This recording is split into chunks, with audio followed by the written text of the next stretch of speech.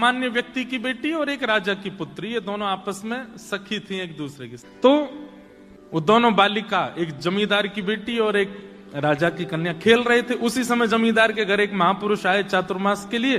तो संत अपनी बढ़िया ठाकुर जी निकाली, उनका सिंहासन रखें, उस पर शालिग्राम भगवान को विराजमान करें, पंचामृत अभिषेक करें। अब ये दोनों कन्या द्वार पर खड़ी खड़ी देख रही थी। और फिर इन दोनों ने एक दूसरे को देख के बोला, ये वाला खेल हम भी खेलेंगे, ये खेल बहुत अच्छा है। इत्र से भगवान को बिल्कुल चिकने कर दो, तुलसी तोड़ के लाओ चढ़ा दो, पुष्प तोड़ के लाओ चढ़ा दो, फिर उनके 2 तिलक ऐसे लगा दो, आरती कर दो, फिर भोग लगाओ, जैसे हम खाते हैं वैसे इनको खिलाओ। ये खेल बहुत अच्छा, हमको भी खेलना है।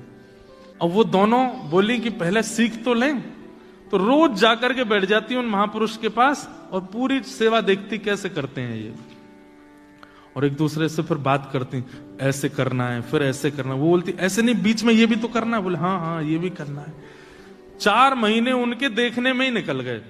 अब 4 महीने बाद महापुरुष का जाने का समय आया।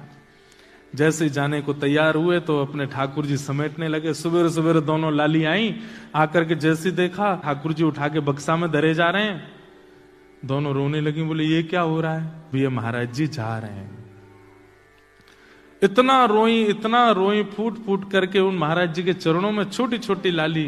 वो बोली महाराज जी आप चले जाओ, पर अपने ठाकुर जी हमको दे जाओ। हमने पूरी सेवा सीख ली इनकी, हम पूरे 4 महीने हम यही तो करती थी कि आप कैसे करते हो।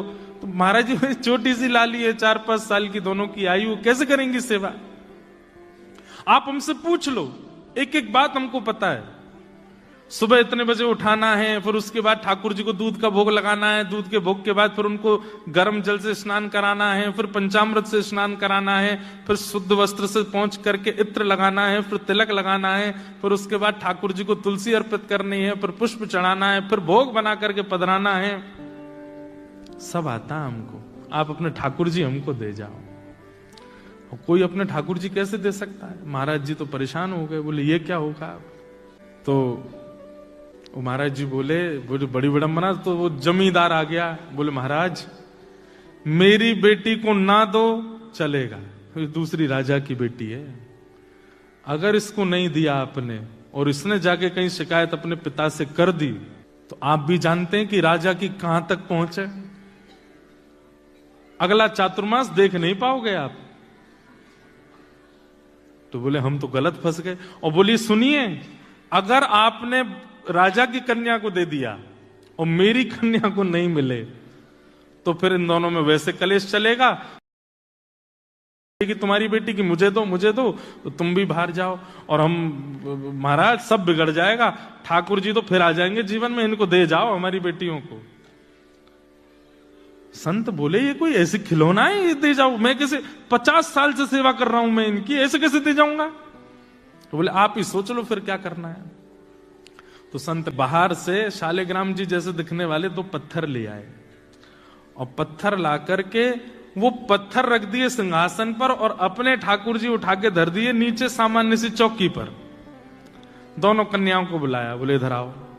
कन्या आई, बोले अच्छा देखो ठाकुर जी कहाँ हैं? बोले ऊपर बैठे हैं। बोले नीचे वाले? बोले हाँ ये भी ठाकुर जी। बोले नहीं, ऊपर वाले जो हैं वो ठाकुर जी हैं, नीचे वाले जो हैं ये सेवक हैं। अब बताओ तुमको सेवक चाहिए कि ठाकुर जी चाहिए? दोनों कन्या बोली नहीं नहीं हमको ठाकुर जी चाहिए, सेवक नहीं चाहिए। तो महात्मा बोले ठीक है, तो सेवक मैं ले जाऊं? बोले हाँ आप ले जाओ। सेवक असली ठाकुर जी थे। तो सामान्य से पत्थर दोनों कन्याओं को दे दिए। कन्या बोली इनका नाम क्या है ठाकुर जी का? महाराज जी बोल गए सिलपिल्ले भगवान।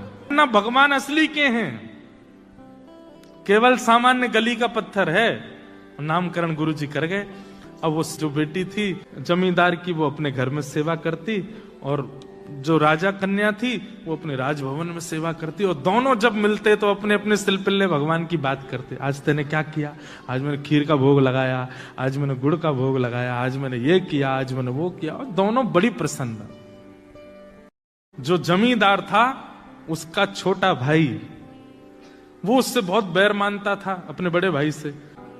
पैसे देकर के चोरों को बुलाया और कहा इसका पूरे घर का सब सामान चोरी करके और ले जाओ और पीछे से मेरे घर में धर देना।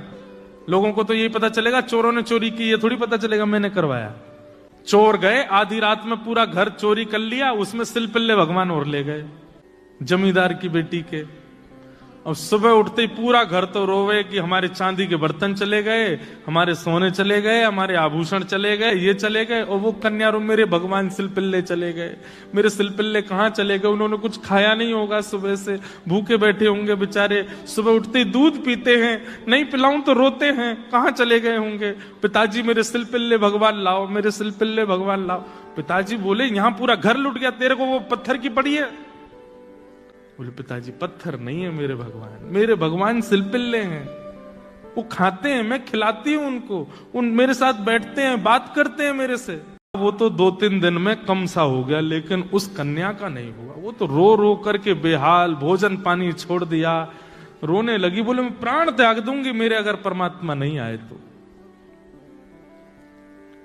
तो पिता ने कहा देख, ये सब किया धरा तेरे चाचा का है, और हम सब जानते हैं कि सारा धन उसने अपने घर में धर रखा है, लेकिन क्या बताएं समाज में उसकी छवि बढ़िया है, इसलिए कोई मानेगा नहीं। चोरों का इल्जाम लगा रहे हैं, चोर ले गए, लेकिन तू तो उसकी भतीजी है, तुझ पे तो थोड़ी दया आएगी उसको। तू चली जा, उसके घर जाके कहते चाचा जी कुछ 2 चाय मत दो, मेरे भगवान दे दो।